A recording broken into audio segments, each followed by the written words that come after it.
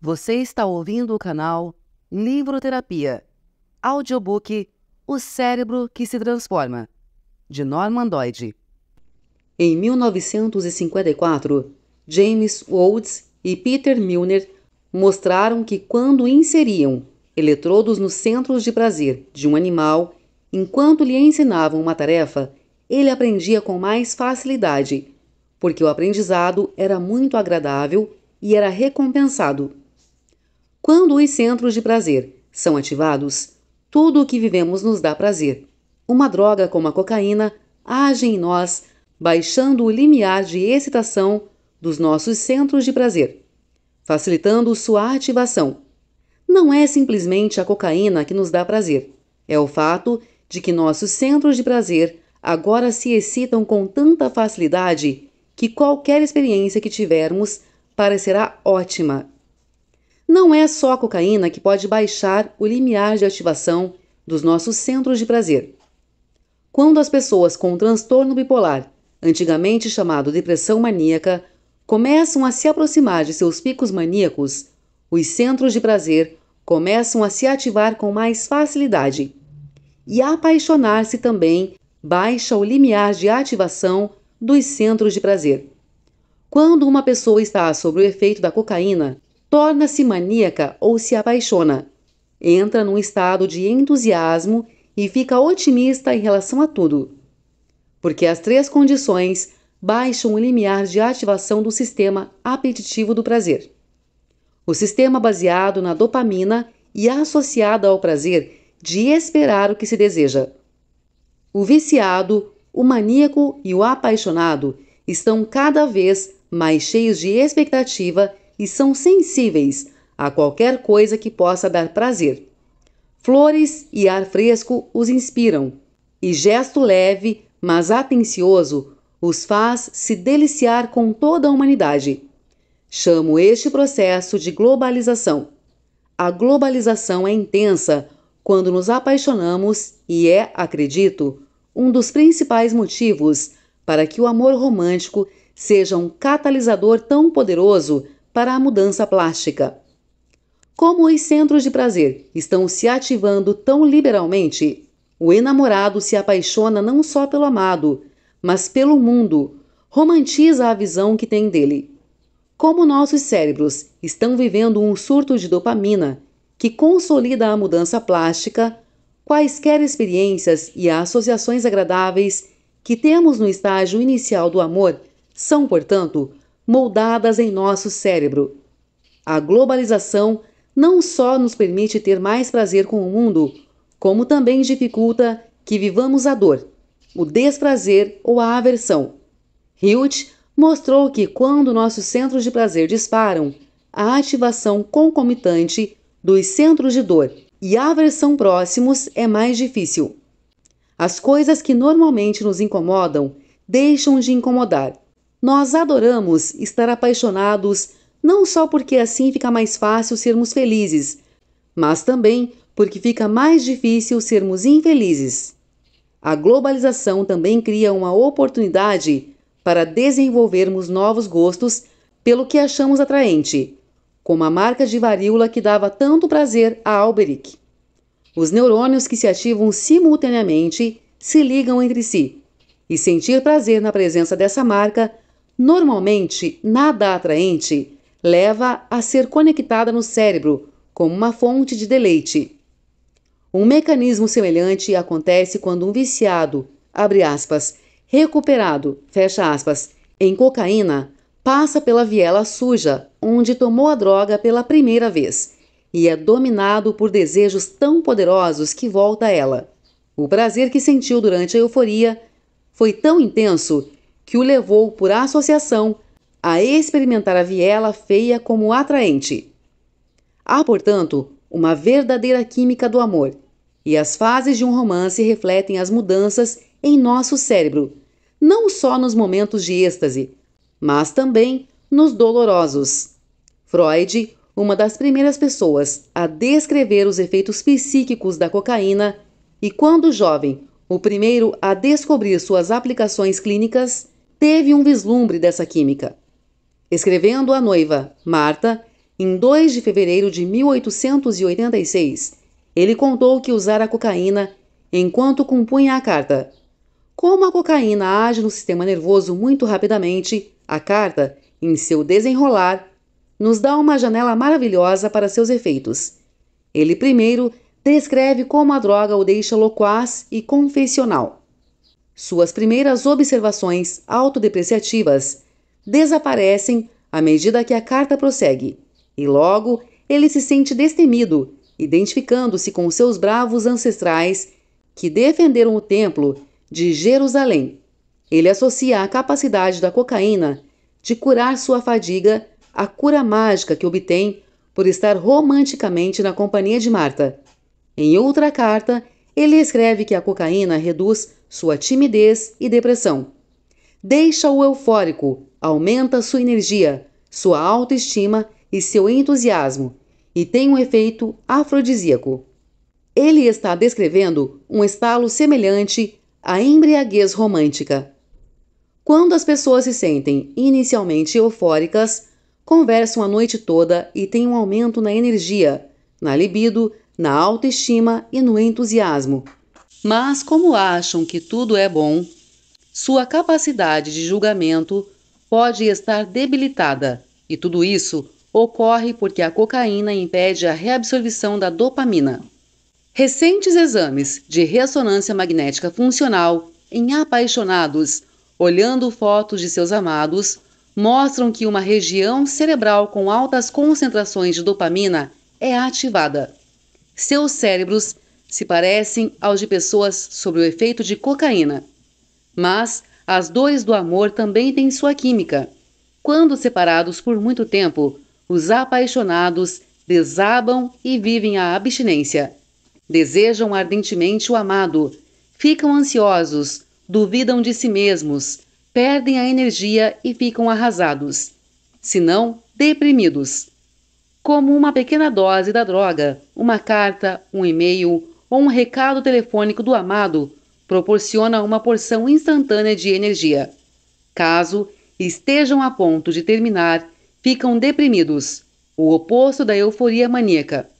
Estes sintomas de vício, as euforias, depressões, anseios, abstinência e dilemas, são sinais subjetivos de mudanças plásticas que ocorrem na nossa estrutura cerebral, à medida que os amantes se adaptam à presença ou à ausência do amado. Pode desenvolver-se uma tolerância semelhante à tolerância a uma droga, nos amantes felizes à medida que se acostumam um ao outro. A dopamina gosta da novidade.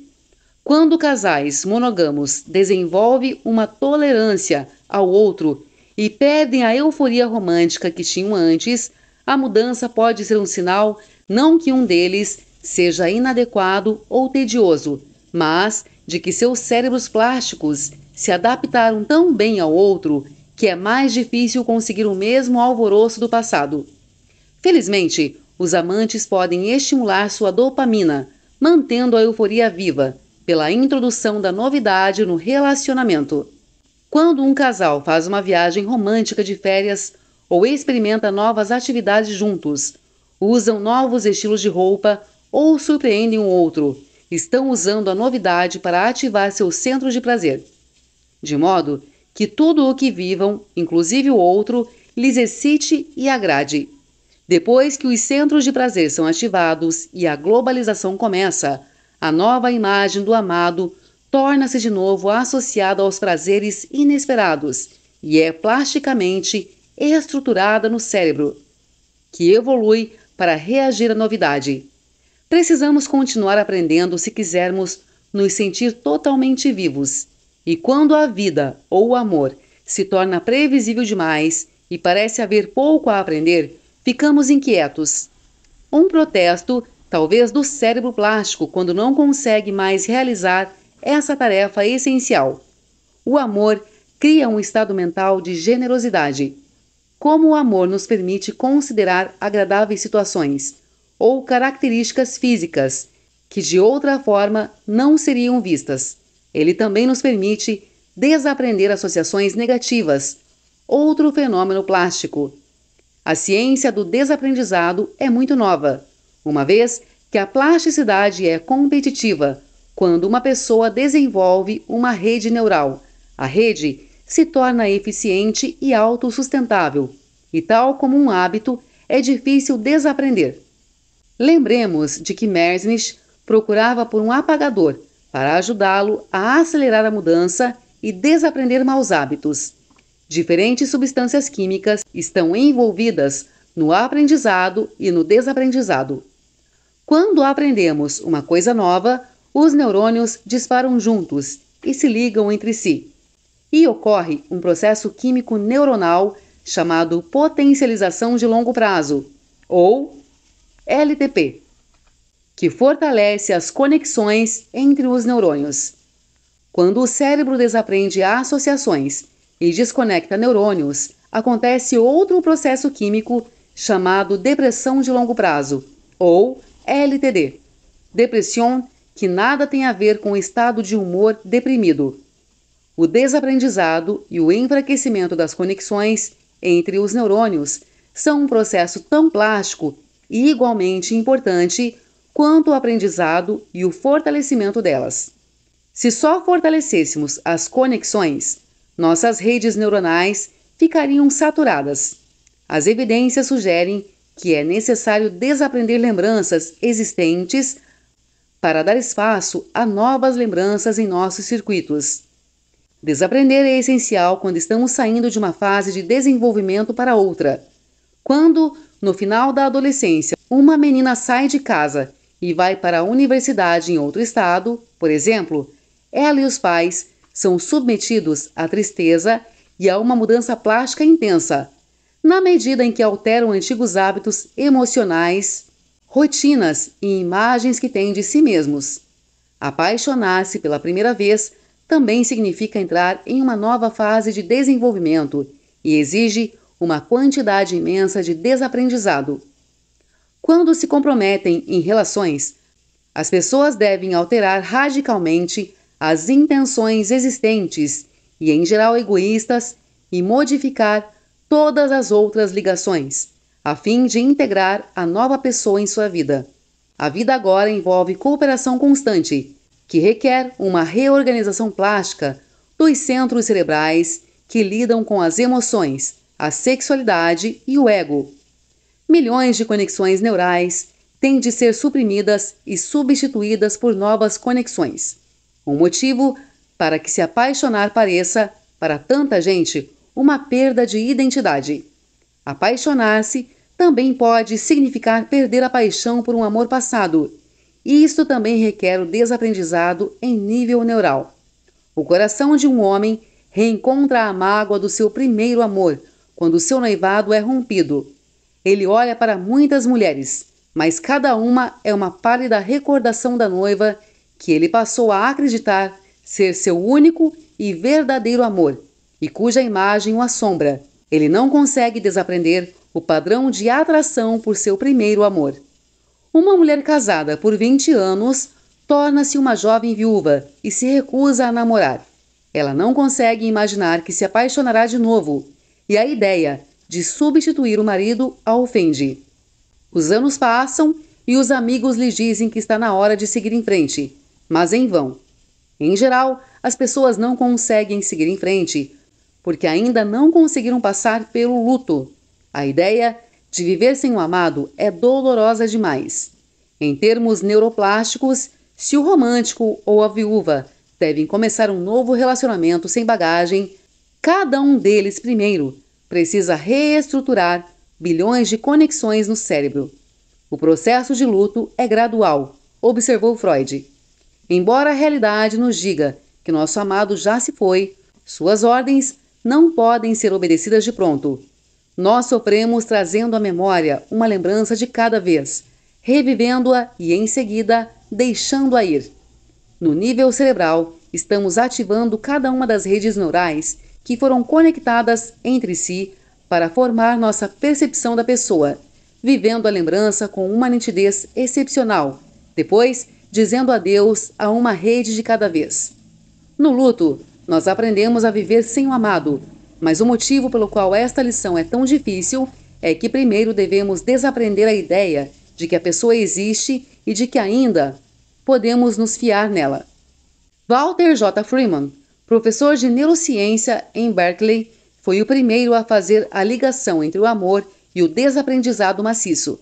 Ele reuniu vários fatores biológicos convincentes que apontam para a conclusão de que a reorganização neuronal maciça ocorre em duas fases da vida: quando nos apaixonamos e quando começamos a criar os filhos. Freeman argumenta que a reorganização cerebral plástica maciça, muito mais maciça do que no aprendizado e reaprendizado normais, é possível devido a um neuromodulador cerebral. Os neuromoduladores são diferentes dos neurotransmissores. Enquanto os neurotransmissores são liberados nas sinapses para excitar ou inibir neurônios, os neuromoduladores aumentam ou diminuem a eficácia global das conexões sinápticas e criam a mudança duradoura. Freeman acredita que, quando nos apaixonamos, é liberado o neuromodulador cerebral ocitocina, permitindo que as conexões neuronais existentes se desliguem para que possam acontecer as mudanças em larga escala. A ocitocina às vezes é chamada de neuromodulador do compromisso, porque reforça os laços entre mamíferos. É liberada quando os amantes se conectam e fazem amor. Na espécie humana, a ocitocina é liberada nos dois sexos durante o orgasmo e quando os casais criam e nutrem os seus filhos. Nas mulheres, a ocitocina é liberada durante o parto e a amamentação. Um estudo com IRMF mostra que quando mães olham fotos de seus filhos, regiões do cérebro ricas em ocitocina são ativadas. Nos mamíferos machos, um neuromodulador estritamente relacionado chamado vasopressina é liberado quando eles se tornam pais. Muitos jovens que duvidam de que possam lidar com as responsabilidades da criação de filhos não sabem o quanto a ocitocina pode mudar seus cérebros, permitindo que eles estejam à altura do compromisso. Estudos sobre um animal monogamo chamado arganaz do campo mostraram que a ocitocina, que normalmente é liberada no cérebro durante o acasalamento, torna o macho e fêmea um par para toda a vida. Se uma fêmea recebe ocitocina injetada em seu cérebro, formará vínculo por toda a vida com o macho próximo. Se um macho recebe uma injeção de vasopressina, ele se acasalará com uma fêmea próxima. A ocitocina também parece ligar os filhos aos pais, e os neurônios, que controlam sua secreção, podem ter um período crítico próprio. As crianças criadas em orfanatos, sem contato afetivo próximo, em geral, têm problemas para se vincular quando mais velhos. Seus níveis de ocitocina continuam baixos por vários anos, depois de serem adotados por famílias amorosas. Enquanto a dopamina provoca a excitação, deixa-nos eufóricos e estimula a excitação sexual. A ocitocina induz um estado de espírito calmo e caloroso, que aumenta sentimentos de ternura e conexão e que pode nos levar a baixar a guarda. Um estudo recente mostra que a ocitocina também estimula a confiança. Quando as pessoas cheiram ocitocina e participam de um jogo financeiro, elas ficam mais propensas a confiar seu dinheiro aos outros. Embora ainda haja muito por descobrir sobre a ocitocina na espécie humana, as evidências sugerem que seu efeito é semelhante ao que provoca nos arganazes. Ela faz com que nos comportemos com nossos parceiros e nos dediquemos aos filhos. Mas a ocitocina funciona de forma única em relação ao desaprendizado. Nas ovelhas, a ocitocina é liberada no bulbo olfativo, uma parte do cérebro envolvida com a percepção do odor, a cada nova ninhada. As ovelhas e muitos outros animais formam vínculo com sua prole pelo cheiro durante o imprinte. Criam os próprios cordeiros e rejeitam os desconhecidos. Mas, se é injetada ocitocina numa ovelha mãe, quando exposta a um cordeiro desconhecido, ela também criará o cordeiro estranho. A ocitocina não é, porém, liberada com a primeira ninhada, só com as ninhadas seguintes, o que sugere que a ocitocina tem o papel de eliminar os circuitos neurais que vinculam a mãe à sua primeira ninhada, para que ela possa formar vínculo com a segunda. Freeman sugere que a mãe forma vínculo com a primeira ninhada usando outras substâncias neuroquímicas. A capacidade da ocitocina de eliminar o comportamento aprendido levou os cientistas a chamá-la de hormônio amnésico. Freeman propõe que a ocitocina dissipa conexões neurais que subjazem às ligações existentes, e assim, novas ligações podem ser formadas. A ocitocina, segundo esta teoria, não ensina os pais a serem pais, nem torna os amantes cooperativos e gentis. Ela possibilita que eles aprendam novos padrões. A teoria de Freeman ajuda a explicar como o amor e a plasticidade se influenciam mutuamente.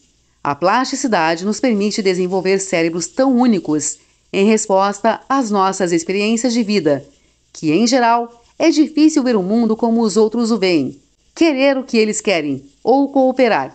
Mas o sucesso da reprodução de nossa espécie requer cooperação. O que a natureza oferece num neuromodulador como a ocitocina é a capacidade de dois cérebros apaixonados passarem por um período de plasticidade aumentada, permitindo que eles se moldem um ao outro e formem as intenções e percepções recíprocas. O cérebro, para Freeman, é fundamentalmente um órgão de socialização. Deve haver um mecanismo que, de tempos em tempos, desfaz nossa tendência de sermos excessivamente individualistas, demasiado presos a nós mesmos ou autocentrados. Como afirma Freeman, o significado mais profundo da experiência sexual não está no prazer nem na reprodução, mas na oportunidade que ela dá de vencer o abismo solipsista, abrindo a porta, por assim dizer, quer se empreenda ou não a travessia. É o afeto pós-coito e não as preliminares que conta na formação da confiança. O conceito de Freeman nos lembra de muitas variações no amor. O homem inseguro que deixa uma mulher logo depois de fazer amor durante a noite porque teme ser abertamente influenciado por ela se ficar até amanhã. A mulher que tende a se apaixonar por quem quer que vá para a cama com ela. Ou a repentina transformação em pai dedicado de um homem que mal dava pela presença de crianças. Dizemos que ele amadureceu, e os filhos em primeiro lugar, mas ele pode ter tido alguma ajuda da ocitocina, que permitiu ultrapassar seus padrões arraigados de preocupação egoísta. Compare-o com o solteirão inveterado, que nunca se apaixona e se torna mais excêntrico e rígido a cada ano que passa, reforçando plasticamente suas rotinas por meio da repetição. O desaprendizado no amor nos permite mudar a imagem que temos de nós mesmos para melhor, se tivermos um parceiro que nos adore. Mas também ajuda a explicar nossa vulnerabilidade quando nos apaixonamos e explica por que tantos jovens calmos, homens e mulheres, que se apaixonam por uma pessoa manipuladora que os solapa ou os desvaloriza, em geral, perdem todo o senso de identidade e ficam atormentados por dúvidas pessoais, das quais podem levar anos para se recuperar. Compreender o desaprendizado e alguns detalhes da plasticidade cerebral mostrou-se essencial no tratamento de meu paciente A. Quando foi para a universidade, A se viu reprisando a experiência do seu período crítico, sentindo-se atraído por mulheres emocionalmente perturbadas, já comprometidas, muito parecidas com sua mãe, sentindo-se no dever de amá-las e resgatá-las. A caiu em duas armadilhas plásticas. Na primeira, a relação com uma mulher atenciosa e estável, que podia tê-lo ajudado a desaprender seu amor por mulheres problemáticas e ensinar-lhe uma nova maneira de amar. Simplesmente não o excitava, embora ele assim desejasse. Então, ele estava preso a uma atração destrutiva, formada durante o seu período crítico. A segunda armadilha, relacionada à primeira, também pode ser compreendida do ponto de vista da plasticidade. Um dos sintomas que mais o atormentavam era a fusão, quase perfeita em sua mente, de sexo com agressão. Ele sentia que amar uma pessoa era consumi-la, devorá-la viva, e que ser amado era ser devorado vivo. E seu sentimento de que o sexo era um ato violento o perturbava muito, apesar de excitá-lo. Pensar em sexo imediatamente o levava a pensar em violência, e pensar em violência a pensar em sexo. Quando ele era sexualmente ativo, ele se sentia perigoso. Era como se não tivesse mapas cerebrais separados para os sentimentos de sexo e violência. Merzenich descreveu várias armadilhas cerebrais, que ocorrem quando dois mapas cerebrais, que deveriam estar separados, se fundem. Como vimos, ele descobriu que se os dedos de um macaco fossem costurados e assim obrigados a se mexer ao mesmo tempo, os mapas deles se fundiam, porque seus neurônios disparavam juntos e, portanto, se ligavam entre si. Mas ele também descobriu que os mapas se fundem na vida cotidiana. Quando um músico usa dois dedos juntos com bastante frequência enquanto toca um instrumento, os mapas dos dois dedos às vezes se fundem, e quando o músico tenta mover apenas um dedo, o outro também se mexe. Os mapas dos dois dedos diferentes agora estão desdiferenciados. Quanto mais intensamente um músico tenta produzir um único movimento, mais moverá os dois dedos, fortalecendo o mapa mesclado. Quanto mais a pessoa tenta sair da armadilha cerebral, mais fundo cai nela, desenvolvendo um problema chamado distonia focal. Uma armadilha cerebral semelhante ocorre nos japoneses que, quando falam inglês, não conseguem distinguir a diferença entre Oreo, porque os dois sons não são diferenciados em seus mapas cerebrais. Sempre que tentam dizer os sons adequadamente, eles o dizem de forma incorreta, reforçando o problema. Eu acreditava que era isso que A vivia. Toda vez que ele pensava em sexo, pensava em violência. Toda vez que pensava em violência, pensava em sexo, reforçando as conexões dos mapas mesclados. Uma colega de Merzenich, Nancy Bill, que trabalha com medicina de reabilitação, ensina às pessoas que não conseguem controlar seus dedos a rediferenciar os mapas cerebrais. O truque não é tentar mover os dedos separadamente, mas reaprender a usar as mãos como faziam quando elas eram bebês. Quando trata violinistas com distonia focal que perderam o controle dos dedos, por exemplo, ela primeiro os instrui a parar de tocar violão por um tempo, para enfraquecer um mapa mesclado. Depois, eles se limitam a segurar um violão sem cordas por alguns dias. Depois, uma única corda, com uma afinação diferente da de um violão normal. É colocada no instrumento e eles a tocam com atenção, mas com apenas um dedo. Por fim, eles usam um segundo dedo em uma corda separada. E, finalmente, um dia os mapas cerebrais fundidos para seus dedos se separam em dois mapas distintos. E eles podem tocar novamente. A começou a fazer sessões de psicanálise. Já de início tínhamos entendido por que amor e agressão haviam se fundido, localizando a origem de sua armadilha cerebral em sua experiência com a mãe bêbada, que costumava dar livre curso a seus sentimentos ao mesmo tempo sexuais e violentos. Mas, enquanto ele ainda não conseguia mudar o que o atraía, fiz uma coisa semelhante ao que Merzenich e Bill fazem para rediferenciar os mapas. Por um longo tempo de terapia, sempre que A expressava algum tipo de ternura física fora da arena sexual, sem conotação agressiva, eu a apontava e lhe pedia para observá-la mais atentamente, lembrando-lhe que ele era capaz de um sentimento positivo e íntimo. Quando surgiam pensamentos violentos, eu o fazia pesquisar suas lembranças para descobrir um único exemplo em que a agressão ou a violência não estivessem maculadas pelo sexo ou fossem até dignas de elogios, como na legítima defesa. Sempre que essas impressões surgiam, uma ternura física mais casta ou uma agressão que não fosse destrutiva, eu chamava a atenção dele para isso. Com o passar do tempo, ele conseguiu formar dois mapas cerebrais diferentes, um para a ternura física que nada tinha a ver com a sedução que experimentou com a mãe, e outro para a agressão, inclusive a agressividade saudável, que era bem diferente da violência insensata que ele vivia quando sua mãe ficava bêbada. A separação entre sexo e violência em seus mapas cerebrais permitiu que ele lidasse melhor com os relacionamentos e o sexo, e a melhora aconteceu em etapas. Embora ele não tenha sido imediatamente capaz de ficar excitado ou se apaixonar por uma mulher saudável, ele se apaixonou por uma mulher que era um pouco mais saudável do que a namorada anterior e se beneficiou do aprendizado e desaprendizado proporcionado pelo amor. Esta experiência permitiu que ele começasse a ter relações cada vez mais saudáveis, desaprendendo mais a cada vez. No final da terapia, ele estava num casamento saudável e satisfatório. Seu caráter e seu tipo sexual tinham sido radicalmente transformados.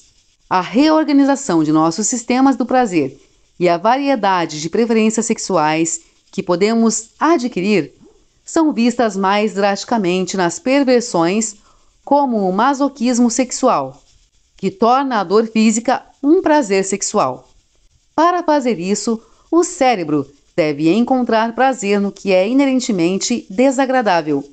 E os impulsos que normalmente estimulam o nosso sistema da dor são plasticamente reconectados com os nossos sistemas do prazer.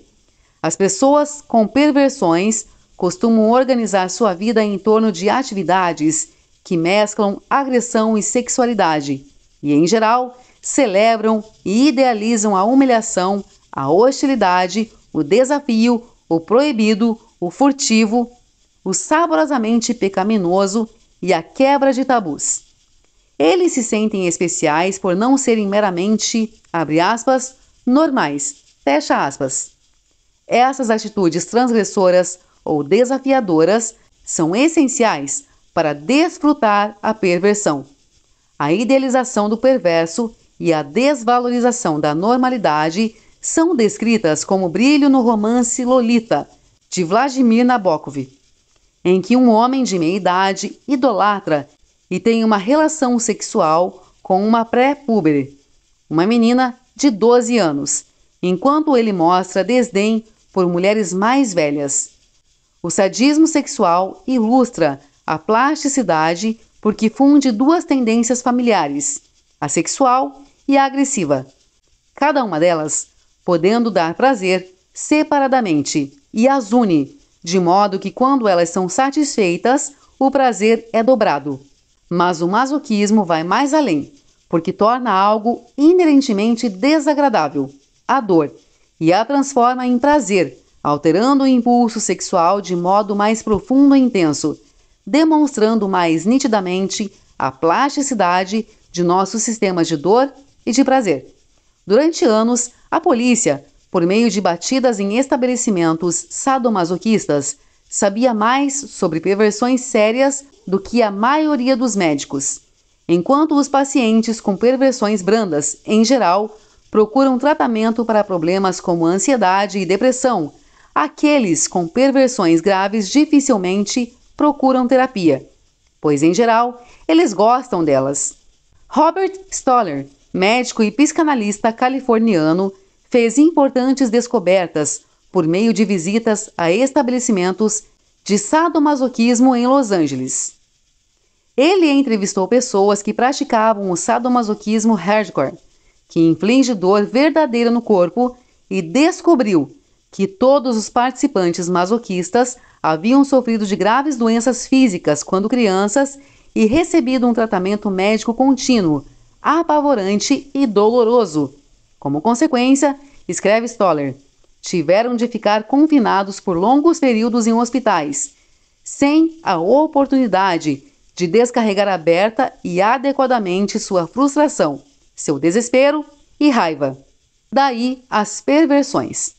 Quando crianças, eles conscientemente abraçaram essa dor, essa raiva inexprimível, e as remodelaram em devaneios, em estados mentais alterados ou em fantasias de masturbação, de modo que podiam reprisar a história do trauma com um final feliz e dizer a si mesmos: desta vez eu venci.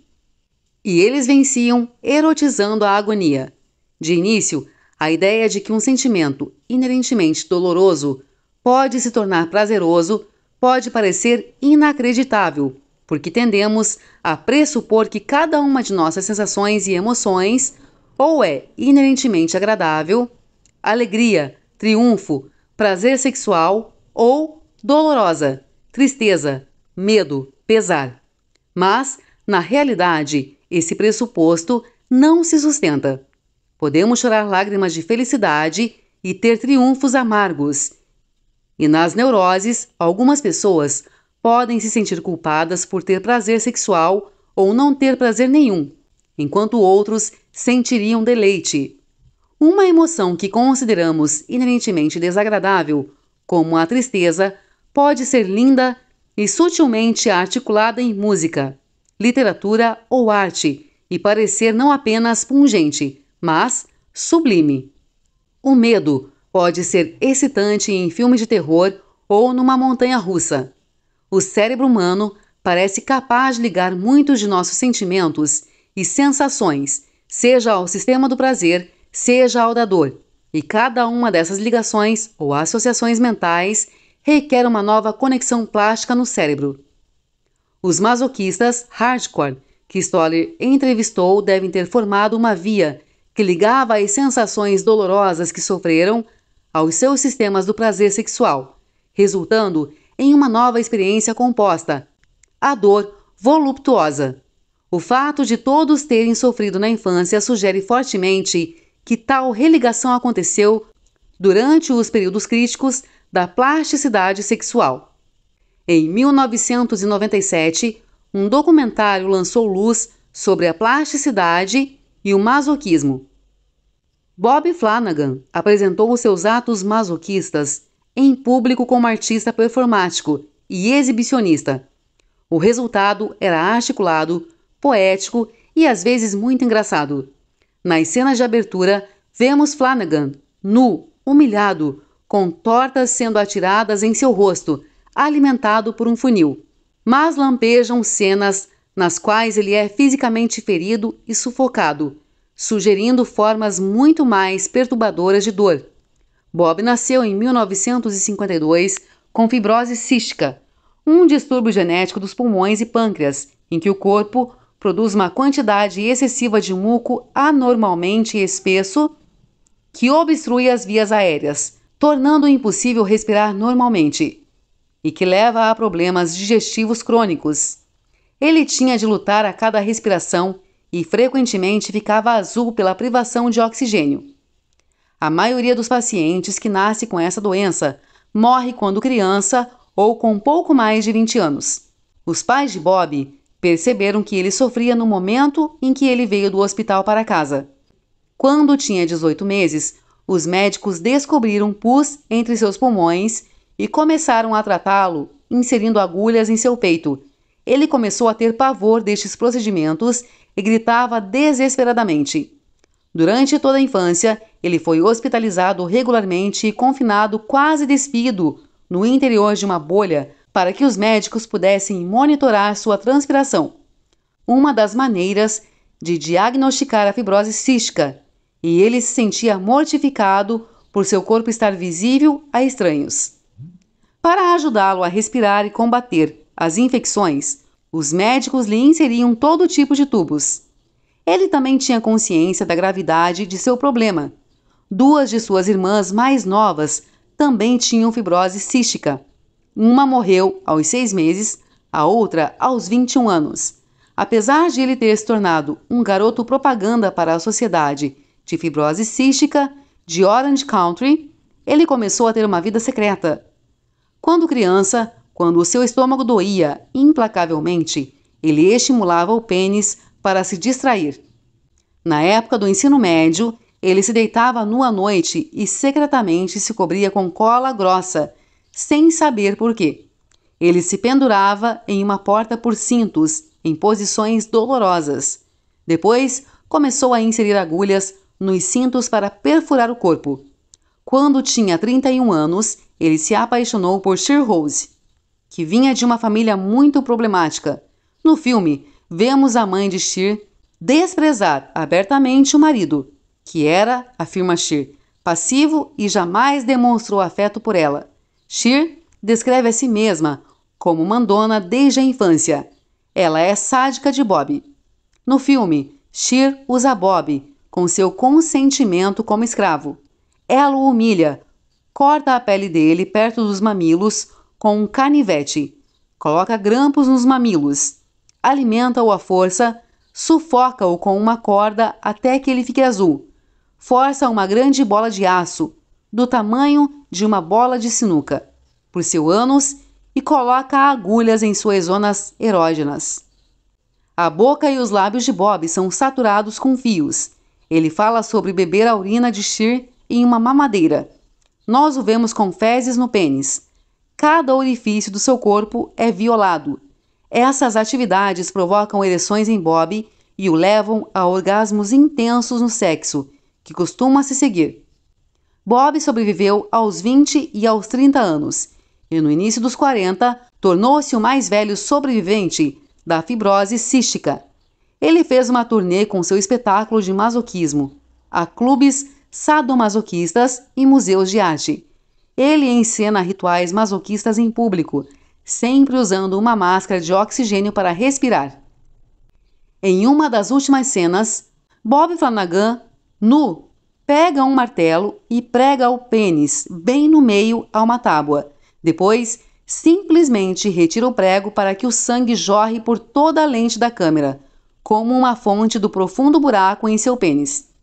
É importante descrever precisamente o que o sistema nervoso de Flanagan podia suportar, a fim de entender até que ponto circuitos cerebrais novos podem se desenvolver completamente, ligando o sistema da dor ao sistema do prazer.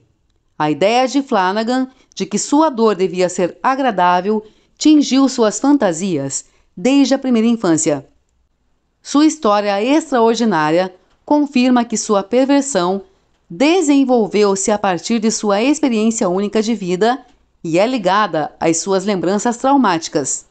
Quando bebê, ele era amamentado no berço do hospital para não escapar e se ferir. Aos 7 anos, seu confinamento tinha se transformado num amor pela constrição. Quando adulto, ele adorava a bondade e ser algemado ou amarrado e pendurado por longos períodos em posições que torturadores poderiam usar para quebrar a resistência de suas vítimas. Quando criança, era exigido dele que argumentassem as poderosas enfermeiras e médicos que o machucavam. Quando adulto, ele voluntariamente dava este poder a Cher, tornando-se seu escravo, de quem ela abusaria enquanto praticasse procedimentos pseudomédicos.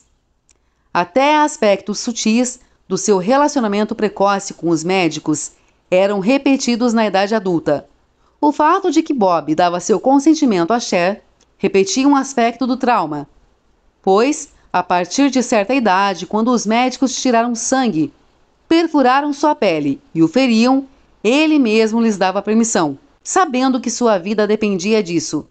Esse espelhamento dos traumas da infância por meio da repetição de detalhes sutis é típico das perversões.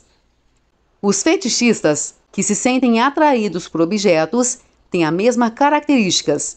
Um fetiche, disse Robert Stoller, é um objeto que conta uma história que captura cenas de traumas de infância e os erotiza. Um homem que desenvolveu um fetiche por roupas íntimas de borracha e capas de chuva urinava na cama quando criança e tinha sido forçado a dormir em lençóis de borracha, o que ele achava humilhante e desagradável. Flanagan tinha vários fetiches pela parafernália médica e os metais robudos de lojas de ferragens, parafusos, pregos, grampos e martelos, todos usados em variadas ocasiões em estimulações erótico-masoquistas, para penetrar, perfurar ou bater em seu corpo.